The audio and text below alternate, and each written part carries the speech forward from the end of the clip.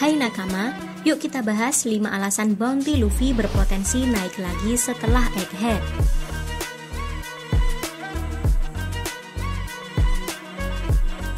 Di tahun 2022, pembaca manga One Piece melihat bounty baru si Luffy 3 miliar belly. Kenaikan bounty Luffy ini mungkin masih terasa cukup baru di benak para pembaca, meski sekarang sudah 2023. Tapi saya kok merasa bukan gak mungkin setelah Egghead, si Luffy bounty-nya bisa naik lagi. Kenapa? Ini alasannya. Check this out. Yang pertama, dunia bisa mengira Luffy beneran menyandra Vegapunk. Di bab 1090, Luffy mengatakan Dr. Vegapunk ada di tangannya. Dan kalau angkatan laut masih peduli dengan nyawa York, singkirkan kapal dari pulau. Morgans juga mendengar percakapan itu nakama. Dengan situasi begini, dunia rasanya beneran akan menyangka Luffy dan bajak laut topi jerami menyandra Dr. Vegapunk. Itu saja bisa membuat bounty Luffy naik. Yang kedua, kalau Vegapunk dan satelitnya kenapa-kenapa, Luffy bisa disalahkan.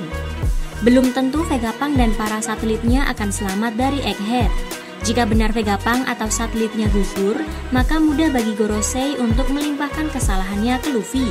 Bila itu terjadi, sudah tentu bounty Luffy akan semakin gila. Yang ketiga, bukan gak mungkin bajak laut topi jerami melukai atau bahkan mengalahkan Kizaru. Kizaru adalah admiral yang memimpin penyerbuan ke Egghead.